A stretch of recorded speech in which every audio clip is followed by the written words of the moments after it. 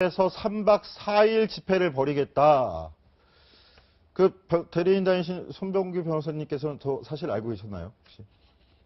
예, 방금 보니까 심각하네요. 그 전에는 모르셨던 건가요? 현재 가시면서 보시지 않으셨어요? 오늘 헌재를 안 가요. 오늘은 안 가셨는데 평소에도 엄청 집회가 많던데요. 평상시에 거기 제가 헌재 앞에서 이렇게 탄핵 한쪽에서는 기각, 뭐 네. 한쪽에서는 인용 이렇게 시위하신 분들은 봤는데 오늘 그 정광용 회장 말씀하시는 거 보니까 상당히 심각하네요. 저런 걸 보시면 어떠세요, 변호사님께서는? 그러니까 이 분란이라는 거는 그 분란을 해결하고 종식시키려고 재판을 하는 거 아닙니까? 그렇기 때문에 재판이라는 거는 이 분쟁, 분란을 최종적으로 종결할 수 있어야 돼요. 그렇죠.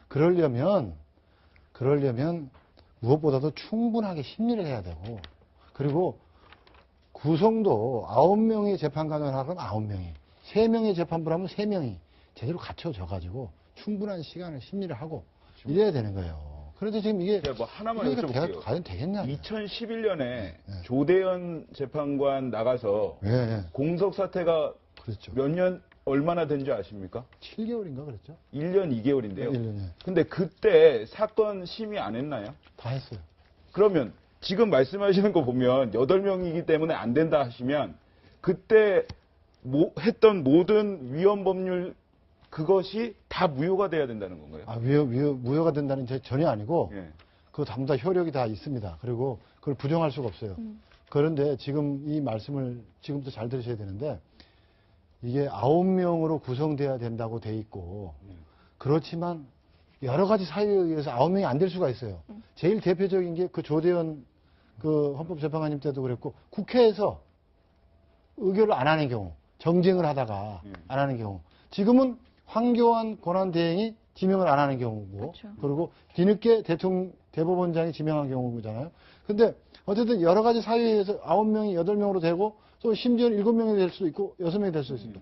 그런데 그렇다고 해서 헌법재판을 안 하면 큰 문제가 되죠. 왜냐하면 헌법재판의 99.9%는 헌법소원이에요. 국가의 권력에 의해서 부당하게 침해받은 내 기본권을 보호해달라는 국민들이 수천 명이 줄을 서 있는데 헌법재판관이 9명이 국회가 게을러가지고 9명이 됐다. 대통령 권한대행이 게을러서 9명이 됐다 해서 헌법재판을 멈추면 국민들이 피해를 보는 겁니다. 기본권 구제가 안 되는 겁니다. 그래서 헌법재판은 언제나 정지되어서는 안 되기 때문에 계속 해야 돼요. 그렇죠. 그러나 이번 사건은 뭐냐 하면 100년에 한 번 나올까 말까 한 사건으로서 당사자가 대통령인데 대통령 스스로가 무슨 권한을 옛날에 가지고 있었냐면 탄핵되기 전에 무슨 권한을 가진 사람이냐면 헌법재판소 구성권을 가진 사람입니다. 자기가 9명의 재판관 중 3명을 지명할 수 있고 또 9명 전부를 지명한 후에 임명할 수 있고 소장은 자기가 직접 임명할 수 있는 권한을 가졌던 사람입니다. 그런데 지금 헌법재판소법을 보면 7명 이상이면 정족이 되잖아요. 그거는요. 예. 심리.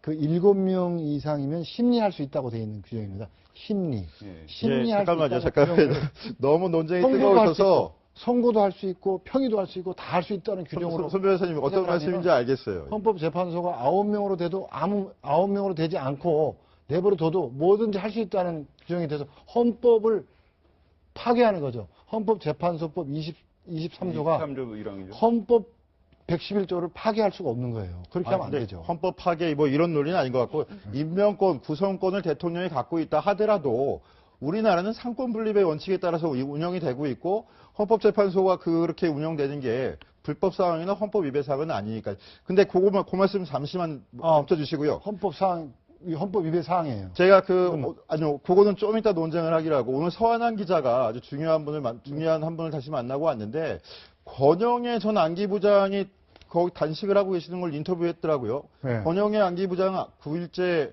단식 중인데 서 기자, 그 건강에 문제는 없나요? 네, 제가 만나 뵙기 전에 사실 그 따님이 현장에서 이제 당류 수치를 재고 있었던 상황입니다. 당이 많이 떨어져서 안 좋은 상황에서 정말 잠깐만 여쭙는 걸로 해서 인터뷰를 했는데요. 그리고 나서 조금 뒤인 오후 1시에 결국에는 쓰러지셔서 병원에 가셨는데 그 가시기 전에 집회에서 어떤 조금 마지막 목소리를 내고 가셨습니다. 한번 들어보겠습니다. 대한민국이 쓰러져 가는 것을 보고 저나 여러분들이 눈을 감을 수 없고 원통해서 죽을 수도 없는 것입니다. 그리하여 이 난국을 극복하고 아름답고 그리고 영원한 대한민국을 위해서 저와 여러분들이 함께 살기를 바랍니다. 감사합니다.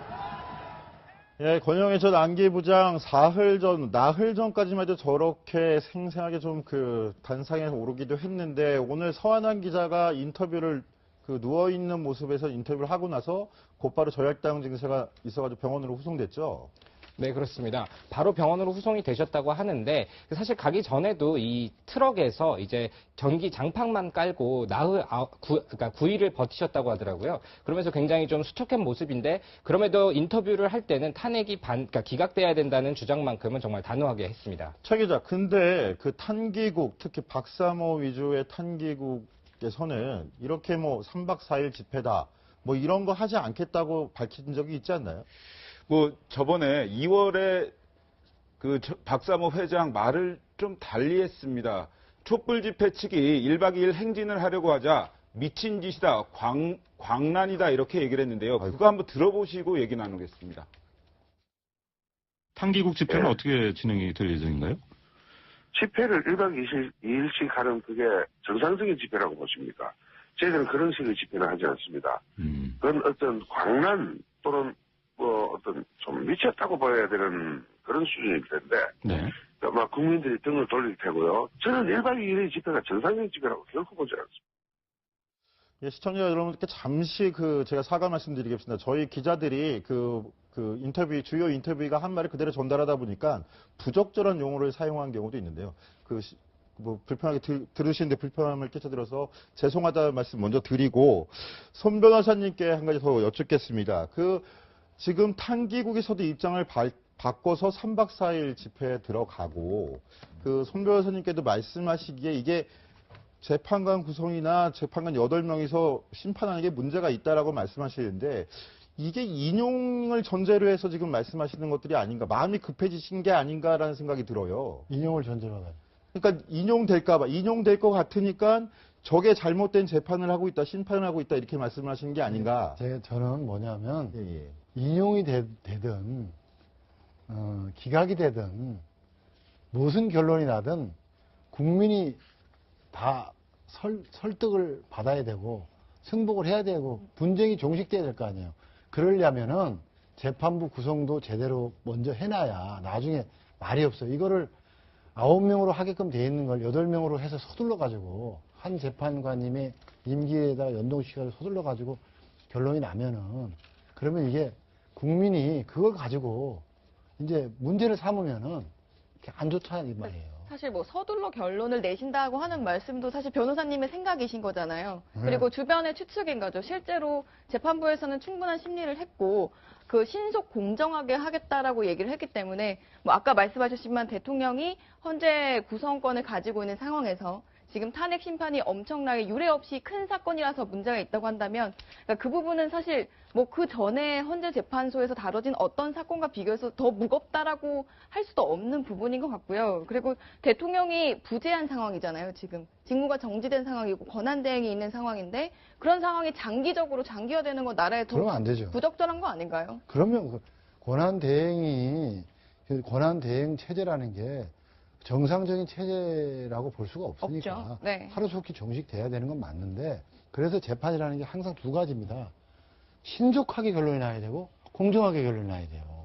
그러니까 재판을 1년이고 2년이고 뭐 공정하게 한답시고 시간을 끌어가지고 너무너무 오래 끌어버리면 시기에 늦은 정의는 정의가 아니다. 뭐 몇 년 있다가 이 재판 판결하면 뭐 할 겁니까? 대통령 임기 다 끝나고 할 겁니까? 물론 그렇게 하면 안 되죠. 그러나 그렇다고 하여 서둘다가 졸속으로 해버리면 분쟁을 종식시키지가 못합니다. 분쟁을 더 확대시킬 수도 있고. 근데 졸속으로 한다는 부분이 조금 어폐가 있으신 게, 그러니까 사실 박한철 헌재소장 퇴임 시기나 뭐 이정미 재판관 퇴임 시기는 다 정해져 있었고, 초반부터 제기할 수 있는 부분이었는데 유독 최근에만 이 구성에 대해서 많이 지적을 한다는 느낌이 듭니다. 임박해서 조금 약간 재판의 불안함을 느껴서 그런 게 아니냐라는 관측이 나올 수밖에 없거든요. 그러니까 우리 이현수 기자님께서 그렇게 합리적인 사고를 이렇게 하시기 때문에 그렇게 물어볼 수 얼마든지 있는데 저희가 말씀드리면 저희도 맨 처음에는 이 재판부의 구성이 이렇게 문제되리라는 건 상상을 못했어요. 당연히 이건 우리가 재판부를 구성하는 것도 아니고 당연히 국법 체제에 따라서 움직이는 거기 때문에 이게 예를 들어서 1월 31일 날 박한철 소장이 그만두는 때 아닙니까? 네. 그러면은 적어도 대통령께서는 12월 9일 날 갑자기 탄핵이 되셨으니까 12월 15일 20일 이렇게 되면 황교안 권한대행께서 당연히 법을 아시는 분인데 헌법재판소법 6조 이거 당연히 아실 거 아니에요? 그러면 박한철 소장이 조금 있으면 임기가 만료되지? 그런데 헌법재판소법은 하루라도 임기가 이게 결혼이 생기게 하면 안 되게 돼 있거든요. 그러니까 내가 그러면 지금쯤이면 지명을 해가지고 국회에 보내야 국회에서 인사청문회를 거쳐가지고 돌아오겠구나. 그래서 스탠바이 시켜놓고 있다가 1월 31일 퇴임시키고 나면 2월 1일 날 투입하게끔. 이렇게 바톤 타치를 해주게끔 내가 해야 되겠구나. 이런 생각을 할 줄 알았어요. 근데 그게 안 되고 있는 거예요. 그러다가 1월 31일 날 그만두면서 그분이 뭐라 그러냐면 왜 정치권에서 말이야 내 후임자를 빨리 고려하지 않냐. 나 이거 지금 이럴 때 내가 그만둬도 되겠냐. 근데 이렇게 막 그때부터 문제가 된 거예요. 재판관 수도 그렇지만 갑자기 카드를 또 들고 나오셨어요. 비슷한 시기에. 그것은 시간 끌기 아니냐 이런 지적이 사실 많은 사람들이 하고 있습니다. 그거는 왜 그러냐면요. 맨 처음에 첫날 준비 절차 기일 조서를 보시면 다 나와요. 맨 첫날이 첫 번째 변론이 있기 전에 준비 절차 기일을 3번 가졌잖아요. 첫 번째 준비 절차 기일일 겁니다. 아마 첫날일 겁니다. 그날 우리가 소송 요건이 잘못됐다. 국회 의결이 잘못됐다. 이렇게 주장을 했어요. 그랬더니 그때 강일원 재판관님께서 그 부분은 노무현 대통령 탄핵 재판에서 의결이 문제됐을 때 그건 국회 자율권으로 그냥 놔두기로 한다는 그 판례가 있지 않냐. 전례가 있지 않냐. 전례. 그 전례에 따라서 문제 삼지 말고 그냥 소추 사유가 정당하냐 안 하냐만 가지고 하자. 의결은 어떻게 그건 전례에서도 문제 삼지 않았는데 어떠냐. 이렇게 말씀을 하신 거예요. 그러니까 그때 이제 변호사로서는 이 첫날부터 이 재판관의 그 주심의 소송 지휘에 첫날부터 막 이렇게 근데 그 말씀은 곤란합니다. 첫날부터 그래서 재판관한테 밉보이지 않으려고 했다라는 말씀밖에 안 드리네.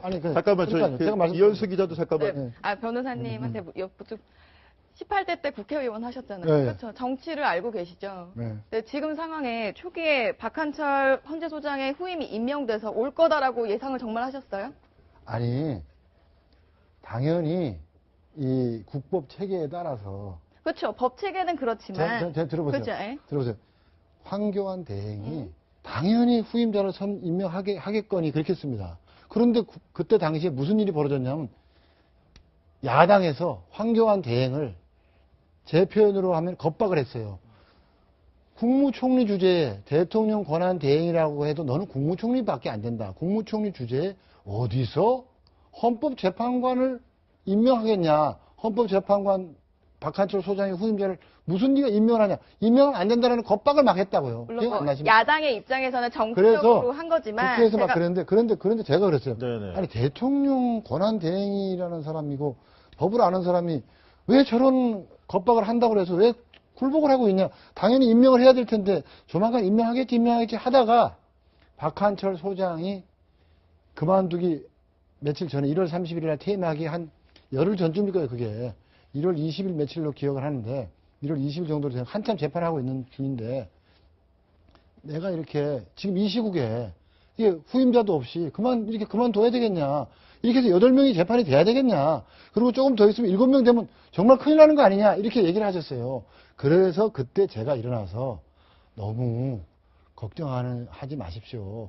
황교안 대행이 조만간 임명하지 않겠습니까? 그랬더니 내 말 뜻을 그렇게 이해를 해줘서 정말 고맙다. 그때 다른 변호사들은 이 재판을 8명인 체제로 빨리 끝내야 되는 거 아니냐라는 그런 말씀을 하는 거 아니냐 하면서 막 들고 일어나겠다 그러면서 그때 중대 결심하겠다고 그랬는데 저는 재판 소장님의 말씀이 저는 참 동감을 합니다. 그러니까 제가 이렇게 얘기를 한 거예요. 그러니까 저보고 고맙다고 그러더라고요, 그분이. 고맙다고 그러더라고요. 제가 변호사님한테 드리는 질문은 사실 2004년에 고건 전 권한대행 얘기는 갈 필요도 없고요. 기본적으로 변호사님은 정치 생활을 해보셨고 향후 이제 황교안 권한대행이 인사를 하기는 힘들 것이며 그 후에 국회를 통과하기 힘들 거라는 걸 더 알고 계셨으면서 왜 초반에는 그런 얘기를 안 하시다가 이제 최근에 와서 이제 결론이 날 때 와서 숫자 얘기를 하시느냐 이런 부분들이 저뿐만 아니라 이제 다른 분들도 궁금해하시는 분들이 많아서 제가 여쭤보는 거예요. 그거는 제가 직접 9명이라는 얘기하기 전에 저 말고 다른 변호사님들도 얘기를 했고 우리 법조계 원로들이 돈을 내가지고 광고까지 했어요. 9명이 아니면 이건 안 된다. 9명으로 해야 된다. 그런데 그렇게 변호사들이 이야기를 하고 원로 법조인들이 광고까지 해도 우리 언론에서 보도를 안 해줬습니다. 보도를 안 해줬어요. 그렇지 않습니까? 아니 헌법재판소 법 때문에 그런 거 아닐까요? 법조인이시니까. 예. 그런 법이 있기 때문에 7명 이상이면 된다는 법 때문에. 그래서 제가 지금 말씀드리잖아요. 그 7명 이상이면 된다는 것은 심리를 7명에서 할 수 있다는 것이고 그리고 그 조항을 가지고 아까 말씀드렸잖아요. 8명이서 계속 한 거였죠. 그런데 이 사건은 그렇게 하면 안 되는 거예요. 왜냐하면 3대 3이라는 권력 분립의 이 구성 원리가 헌법재판소 9분으로 구성되고 그래서 그 재판을 받아야 되는데 지금 이 대통령님은요. 자기가 구성하지 못한 상태에서 2대 3대 3으로 재판을 받아야 되니까 얼마나 권력 분립에 어긋난 재판을 본인이 탄핵인데. 네, 손 얼마나 이게 변호사님 지금 재판관 위법해요. 구성 관련해서 말씀하시는데 지금 같이 대리를 맡고 계신 김평우 변호사도 오늘 장애에서 이 문제를 지적한 것 같습니다. 네. 한번 그 영상 먼저 보시겠습니다. 8인 재판은 원천 무효이다. 수학적 법치주의입니다. 3권이 똑같이 3인씩 지명하여 3권 분립을 반영한 9인 재판부만이 헌법 분쟁을 결정할 수 있다고 규정하고 있습니다. 따라서 지금처럼 8인으로 구성된 헌재는 심리만 할 수 있고 평결은 할 수 없습니다. 만일 8인 재판관이 국회의 탄핵 선출을 인용이나 기각의 결정을 내린다 하더라도 이는 재판권 없는 재판부가 내린 결정이기 때문에 법률상 무효입니다. 요즘 대통령 변호인단이 굉장히 바쁘신 것 같습니다. 장애에서도 말씀하시고 하실 말씀들이 많고 또 아직도 좀 심리를 더했으면 하고 싶다는 바람들도 있는 것 같은데 지금 계속 재판관 구성 문제 갖고 얘기를 하고 있어요. 근데 결국 손 변호사님, 네. 황교안 권한대행이 잘못했다는 말씀이신 건가요? 그렇죠. 아주 치명적인 잘못을 저질렀죠. 네. 자기의 권한인데 행사도 못하고. 지금 황교안 권한대행이 네. 공교롭게도 조기 대선이 실시될 경우에 범 여권의 대표 주자로서 계속 거론이 되고 있잖아요. 본인은 아직 밝히지 않고 있지만. 근데 이렇게 미숙하게 처리해가지고 헌법재판관 구성도 못한 양반이 범 여권의 대표 주자로 거론될 수 있느냐라고 보실 때 손 변호사님 입장은 어떠세요? 정치인 손봉규가 보시기엔 어떠세요? 지금 기자님 말씀하신 거 그대로 동감합니다. 아, 그렇습니다. 어떻게 건가요? 기자님 말씀하셨잖아요. 이런 말이야 일도 제대로 처리하지 못하면서 이 자격이 있나? 저 그런 생각해요. 하고 보니까 좀 굉장히 위험한 더더군다나 지금 발언이었는데. 대법원장님 보십시오. 대법원장님은 지금 만시지탄이긴 하지만 후임자를 지금 지명을 했거든요. 근데 대법원장님도 제가 보기에는 좀 비판을 받아야 되는 게 한 달 전에 했었어야지. 지금 이제 다 끝나가는데 이거 하잖아요. 그러니까 대법원장님은 법을 알기는 아는데 대법원장님도 제가 볼 때 불경한 얘기로 들릴지 모르지만 대법원장님도 이 헌법재판을 이렇게 좀 보시면서 좀 눈치를 좀 보셨던 것 같아요. 네, 제가 공교롭게도 그런 답변이 나올지 모르고 드렸던 질문인데 이 시간을 빌어서 황교안 권한대행께 채널A 정치데스크가 분명히 반론권을 보장해드리겠다는 말씀 전해드리겠습니다. 그리고 네, 제가 이현수 기자, 예. 제가 손봉규 변호사 나오면 꼭 물어보고 싶은 게 있었습니다. 사실 김평우 변호사 여론전 밖에서 말씀하시는 거 태극기 집회 참석하시는 거 사실 그 부분도 약간 의아합니다. 사실 대통령 네. 대리인단으로서 헌재에서 지금 재판이 진행 중인데 변호인단이 장외에서 여론전을 직접 한다라는 부분이 좀 의아하고요. 네. 그리고 이제 구성 얘기를 하면서 재심을 많이 얘기를 하셨어요. 사실상 그러면 국민들이 받아들이기에는 불복하겠다는 뜻인가로 해석이 되는데 만약 변호인단에서 원하시는 결과가 나오지 않으면 불복하실 가능성도 있나요? 그 재심 사유에 해당한다, 재심 사유에 해당한다, 자꾸 그 얘기가 이제 불복할 거야, 불복할 거야 이런 얘기로 해석이 되시는 모양인데 그렇게 해석될 수도 있어요. 근데 제가 드리는 말씀은 문제가 되지 않게 나중에 두고두고 다른 소리 듣지 않게 헌법에 맞게 9명으로 하십시오. 그래야 분란을 제거하고 논란을 종식시켜야 국민이 편안할 거 아닙니까? 라는 그 말씀을 드리는 거지. 그걸 법리적으로 말씀을 드리는 거지. 불복할 거예요! 뭐 이런 식으로 이렇게 이 헌법재판소에 대한 이렇게 무슨 겁박을 하고 그러는 것은 아닙니다. 그럴 권한이 어디가 있어요? 우리가 가장 중요한 거는 이제 여야를 떠나서 한 국민으로서 이제 그렇죠. 분란을 종식시키고 화합을 해야 되는 단계가 아닌가 그렇게 생각됩니다. 그렇죠. 이런 재판은 수십 년, 수백 년 동안의 역사의 평가를 받을 텐데 그걸 왜 근원적으로 공평하게 9명으로 할 수 하게끔 돼 있는 그거는 못해요. 절차적인 문제야. 이거는 네. 양론이 있는 만큼 예, 예, 그 예. 일반적인 주장으로 생각합니다. 예. 예, 60초 후에 다시 찾아뵙겠습니다.